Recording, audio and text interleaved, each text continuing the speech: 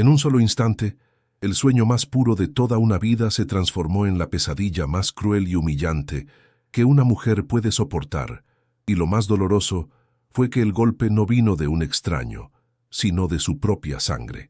Aquel día en San Miguel de Allende debía ser recordado como la celebración del amor eterno entre Sofía y Carlos, una unión bendecida bajo el sol dorado de Guanajuato, pero terminó siendo el escenario de una traición tan vil que partió a la familia en dos para siempre.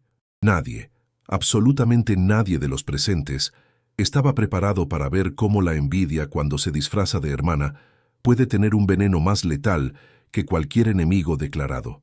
La hacienda estaba decorada con un lujo que quitaba el aliento, con miles de flores blancas adornando los arcos de piedra y el suave murmullo de las fuentes coloniales acompañando la llegada de los invitados más distinguidos de la región. Sofía Villalobos lucía radiante, con un vestido que parecía tejido con la misma luz de la mañana, avanzando hacia el altar con el corazón desbordado de esperanza y gratitud. Sin embargo, al frente, la mirada de su hermana menor, Camila, no reflejaba alegría por la novia, sino una oscuridad calculadora, una frialdad que contrastaba con el calor de aquel día festivo, esperando el momento exacto para destruir todo lo que su hermana había construido con tanta bondad. Antes de continuar con esta impactante historia que nos recuerda que la verdadera dignidad no se compra con dinero, dime en los comentarios, ¿desde qué parte de México o del mundo nos estás escuchando? Me encantará saber desde dónde nos acompañas hoy para descubrir este desenlace que seguramente te tocará el alma. Justo en el momento sagrado, cuando el silencio respetuoso inundaba el recinto y el padre se disponía a sellar el compromiso ante los ojos de Dios, un sonido agudo y chirriante rompió la solemnidad del momento. Era Camila, quien, con un micrófono en la mano y una sonrisa cargada de cinismo, detuvo la ceremonia sin el menor remordimiento. No le importó el respeto al recinto ni el dolor que estaba a punto de causar. Con una arrogancia que heló la sangre de los asistentes, se plantó en medio del pasillo central, robándose el protagonismo con la seguridad de quien cree tener el control absoluto del destino ajeno. Lo que salió de su boca en ese instante fue una revelación diseñada para aniquilar el honor de Sofía frente a toda la alta sociedad, una confesión que dejó a Carlos pálido como un fantasma y a los invitados conteniendo la respiración. Pero lo que nadie en esa hacienda podía imaginar, ni siquiera la malvada Camila en su momento de triunfo, era que aquel acto de crueldad no era el final de la historia, sino apenas el comienzo de un largo camino donde la vida, con su justicia divina, se encargaría de poner a cada quien en su lugar de la manera más inesperada posible. El sol de Guanajuato caía a plomo sobre la cantera rosa de la antigua hacienda familiar en San Miguel de Allende, iluminando los arcos coloniales adornados con flores frescas que habían costado una fortuna. El aire estaba impregnado de una mezcla exquisita de copal quemado y el aroma dulce de los platillos tradicionales que se preparaban en la cocina, prometiendo un banquete inolvidable.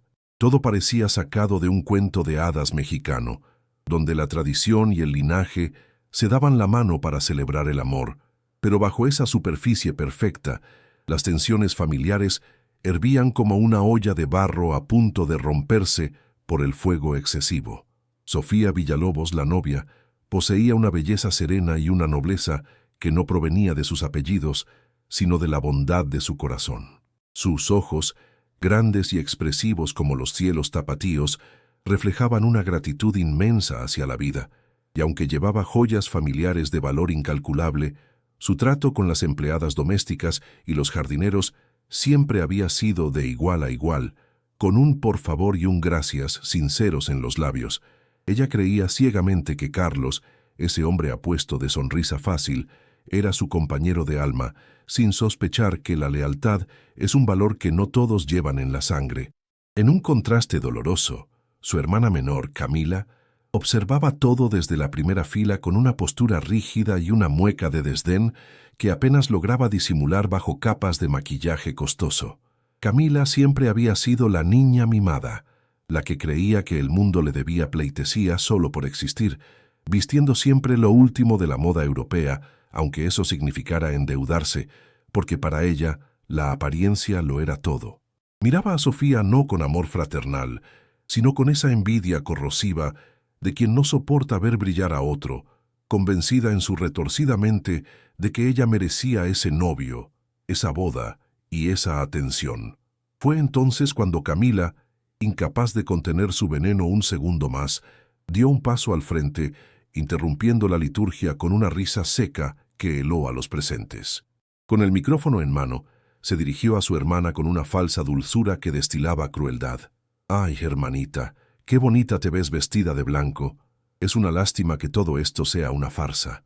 Los murmullos recorrieron los bancos de la iglesia como un reguero de pólvora, mientras los invitados, gente respetable de la sociedad, se miraban incrédulos ante el espectáculo tan bochornoso que estaba a punto de desatarse frente al altar. Sin darle tiempo a Sofía de reaccionar, Camila soltó la bomba que llevaba guardada como su carta de triunfo. «Carlos no se puede casar contigo, Sofía, porque él y yo tenemos un pequeño secreto que ya no se puede ocultar». Se acarició el vientre plano con teatralidad y, mirando a Carlos a los ojos, sentenció con voz firme para que hasta el último rincón de la hacienda escuchara: «Estoy esperando un hijo suyo. El verdadero heredero Villalobos crece aquí, no en tus sueños ridículos de familia perfecta». Todas las miradas se volvieron hacia Carlos, esperando una negativa furiosa, una defensa del honor de su prometida, un grito que desmintiera tal atrocidad. Pero Carlos, el hombre en quien Sofía había depositado su futuro, simplemente bajó la cabeza, cobarde y derrotado, incapaz de sostener la mirada de la mujer que estaba destruyendo. Su silencio fue la confirmación más dolorosa, un puñal que se clavó directamente en el pecho de Sofía, quien sintió cómo el aire le faltaba y las piernas le temblaban, no de miedo, sino de una decepción tan profunda que amenazaba con detener su corazón ahí mismo. La humillación fue total y devastadora. Sofía sintió las miradas de lástima y juicio clavarse en ella como agujas calientes. Con el alma hecha pedazos y las lágrimas empañando su visión, arrancó el velo de su cabeza, ese símbolo de pureza que ahora le parecía una burla, y lo arrojó al suelo de piedra fría. Sin decir una palabra, porque el dolor le había robado la voz, dio media vuelta y corrió hacia la salida, huyendo de la casa que la vio nacer, decidida a escapar de esa pesadilla, aunque eso significara perderlo todo. ¿Y tú? ¿Qué habrías hecho en su lugar ante una traición tan doble y pública? ¿Te habrías quedado a pelear o habrías huido para proteger tu dignidad? Cuéntamelo en los comentarios.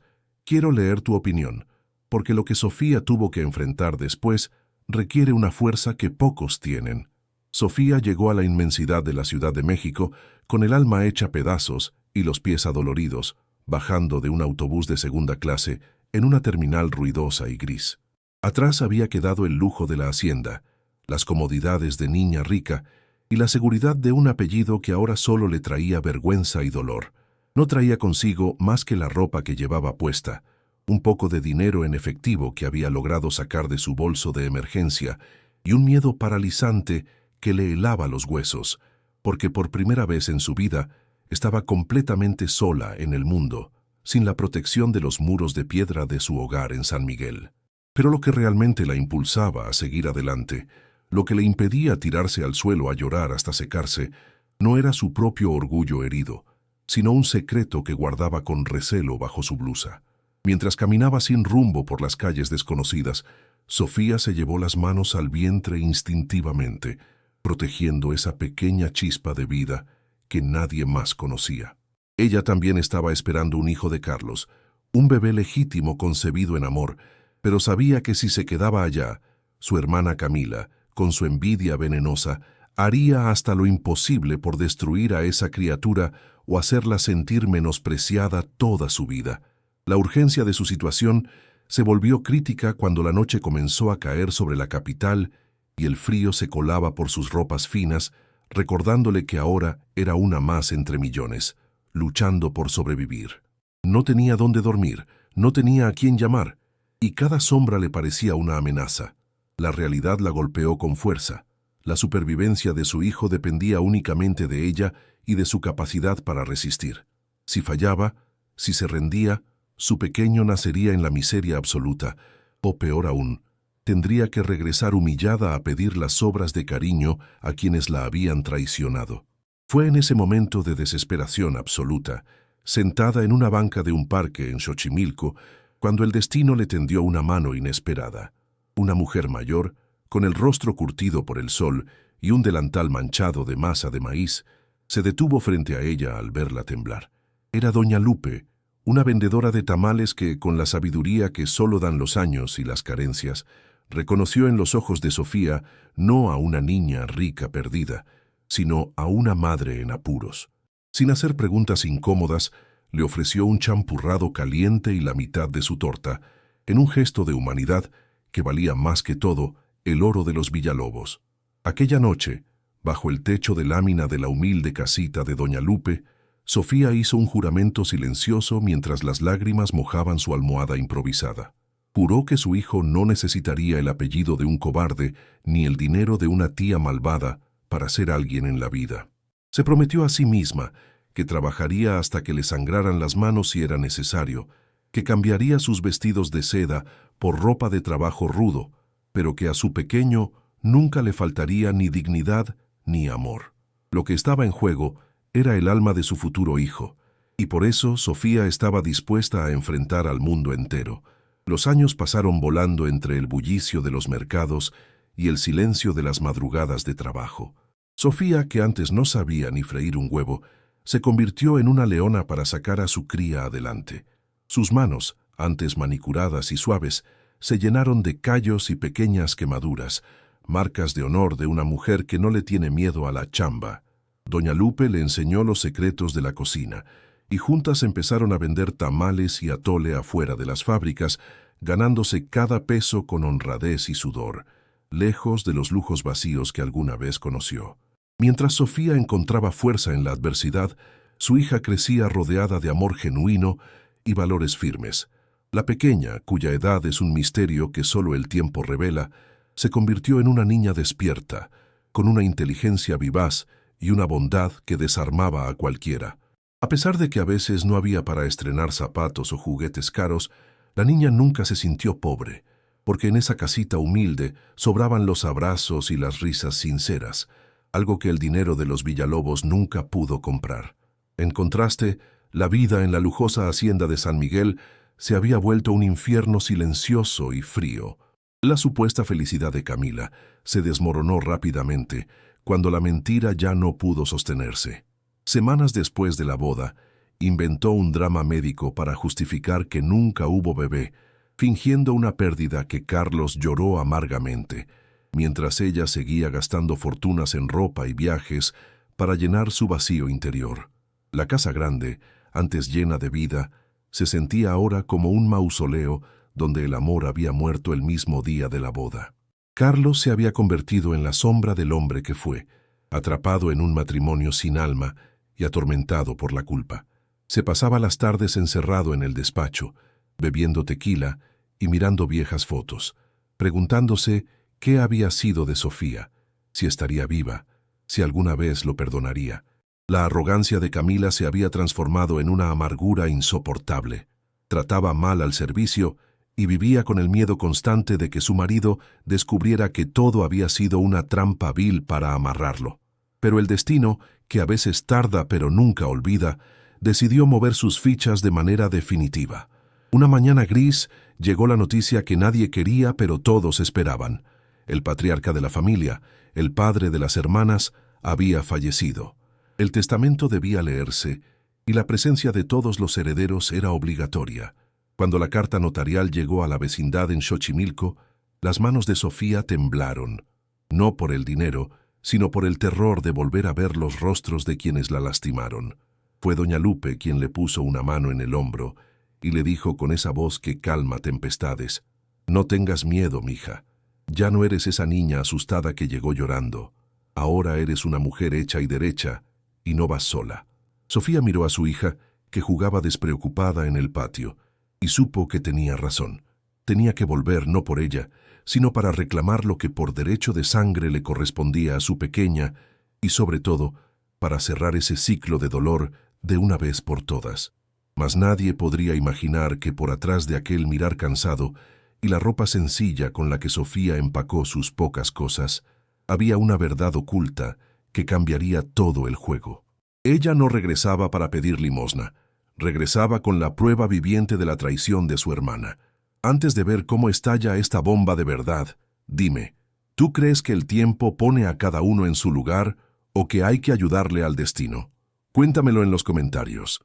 Con el corazón latiendo a 1000 por hora, Sofía subió a su hija en un viejo auto prestado y tomó la carretera hacia Guanajuato. Cada kilómetro que avanzaba era un paso hacia la boca del lobo, hacia el enfrentamiento final con la mujer que le robó su vida. Al llegar al pueblo, las miradas curiosas no se hicieron esperar. Nadie reconocía en esa mujer trabajadora a la antigua señorita de sociedad. Pero la verdadera sorpresa estaba reservada para el momento en que cruzara, después de tantos años, el umbral de la casa grande. El salón principal de la hacienda estaba sumido en un silencio sepulcral, apenas roto por los murmullos de los notarios y el tintineo de las tazas de café de olla. Camila, vestida con un luto riguroso que parecía más un disfraz teatral que una muestra de dolor, se paseaba entre los invitados con aires de dueña y señora, asegurándose de que todos notaran su presencia y su supuesto sufrimiento. Sin embargo, cuando la pesada puerta de roble se abrió y entró Sofía, el tiempo pareció detenerse por un instante. No vestía sedas ni terciopelos, sino una ropa sencilla y limpia que evidenciaba sus años de trabajo duro, pero su porte era tan digno que opacó a todos los presentes. Al verla, a Camila se le subió la sangre a la cabeza y, sin respetar la memoria de su padre ni el lugar, se lanzó al ataque como una víbora acorralada.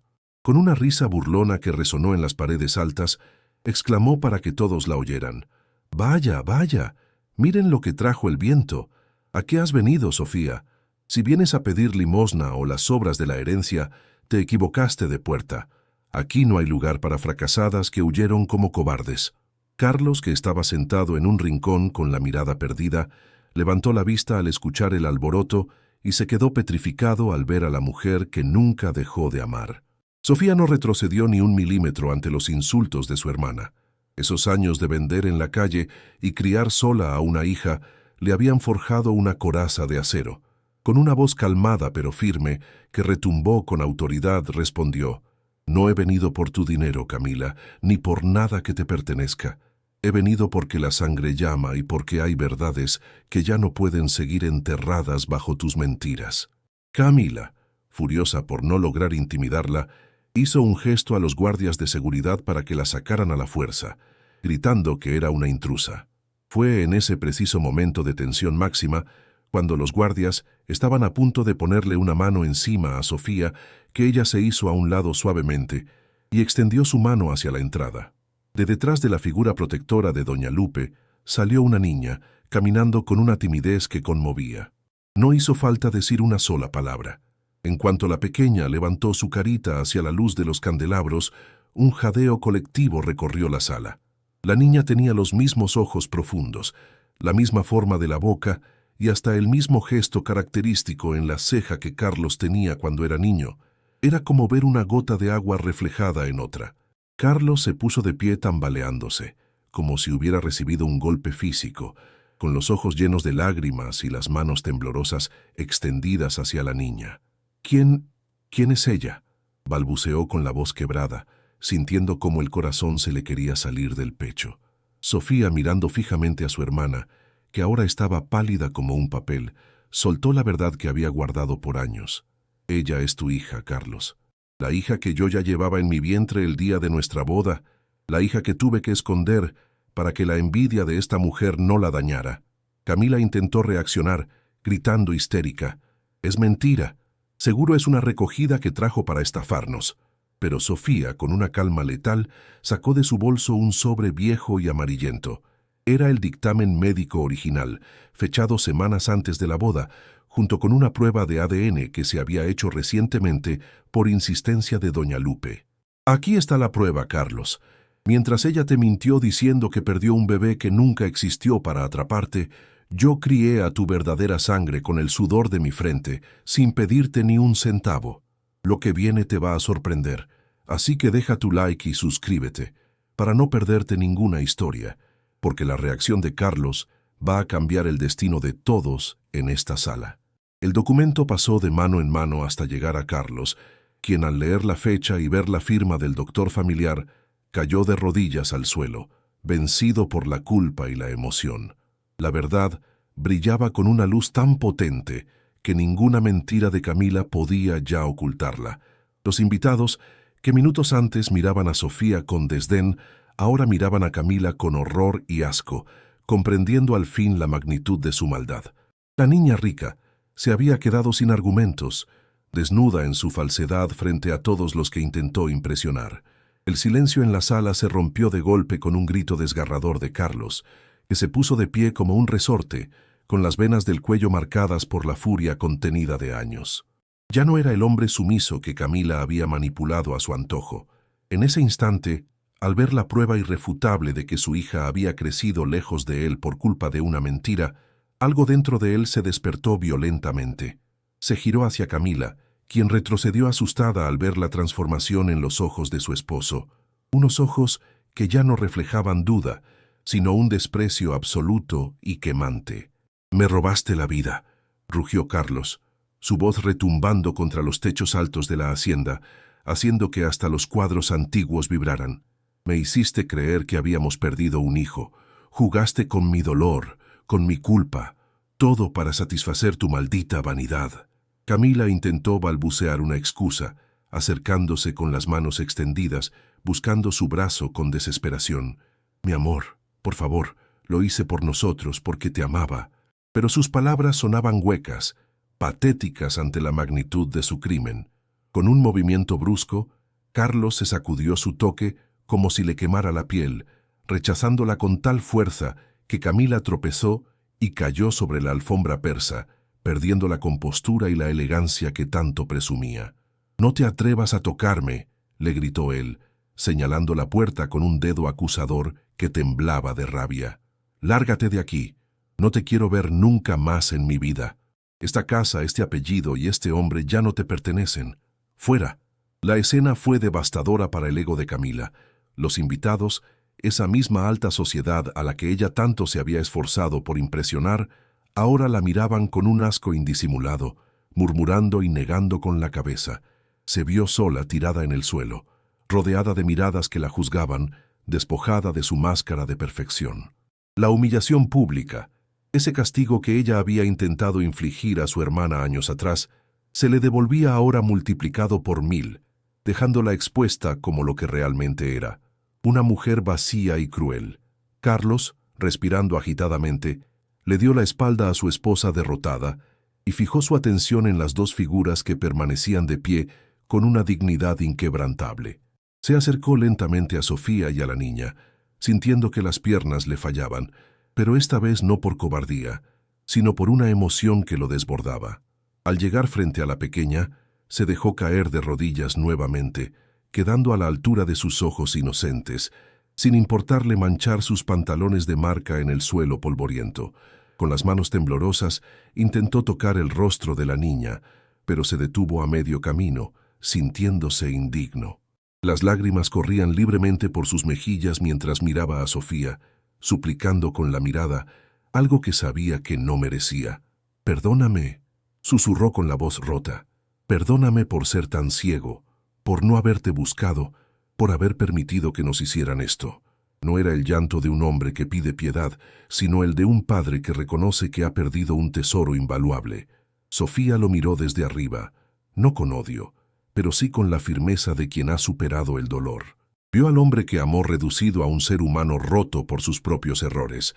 La niña, con esa intuición pura de los niños, dio un pasito adelante y con una ternura infinita puso su pequeña mano sobre el hombro de aquel extraño que lloraba, ofreciendo un consuelo que selló el momento con una belleza dolorosa.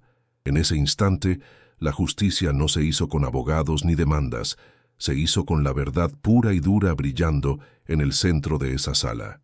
Carlos se puso de pie lentamente, secándose las lágrimas con el dorso de la mano, y con una voz llena de urgencia y arrepentimiento, le ofreció el mundo entero a Sofía allí mismo. Delante de todos los notarios y parientes, juró que le devolvería su lugar en la hacienda, que pondría todas las cuentas a su nombre y que pasaría el resto de sus días tratando de compensar el daño causado, suplicando una oportunidad para ser el padre y el esposo que debió ser desde el principio. Pero Sofía, con la serenidad inquebrantable de quien ya conoce el verdadero valor de la vida, negó suavemente con la cabeza, deteniendo sus promesas con un gesto de dignidad absoluta. Miró sus propias manos, marcadas por el trabajo duro, y luego miró a Carlos a los ojos. «Te agradezco la intención, Carlos, pero yo ya construí mi propio imperio con estas manos. Mi riqueza no está en tus cuentas bancarias, sino en la fuerza que descubrí cuando me dejaste sola». Ella dejó muy claro que no necesitaba su dinero para ser feliz, pues ya lo había sido en una casita de lámina, compartiendo un pan dulce con su hija y doña Lupe. Sin embargo, aceptó lo que por justicia y derecho de sangre le correspondía a la niña, asegurando su futuro y sus estudios, pero bajo la condición innegociable de que la crianza y los valores seguirían siendo los que ella le había inculcado: humildad, respeto y trabajo honesto, lejos de la vanidad que había podrido a los Villalobos. En cuanto a doña Lupe, esa viejecita santa con el delantal manchado que la recogió cuando el mundo le dio la espalda, jamás volvió a pasar frío ni necesidad. Sofía se la llevó a vivir con ellas, no como una empleada, sino como la abuela de corazón que su hija merecía, honrándola y cuidándola hasta el último de sus días, demostrando ante todos que la verdadera familia no siempre es la que comparte la sangre, sino la que te sostiene con amor cuando te estás cayendo a pedazos. Camila, por su parte, quedó desterrada del corazón de todos, vagando como un fantasma en vida, repudiada por la misma sociedad que tanto se esforzó en impresionar. Se dio cuenta, demasiado tarde, y en la soledad más amarga, que la envidia es un veneno traicionero que se bebe uno mismo esperando que muera el otro, y que al final todas sus joyas y sus mentiras no sirvieron para comprar ni un gramo de la paz que su hermana irradiaba.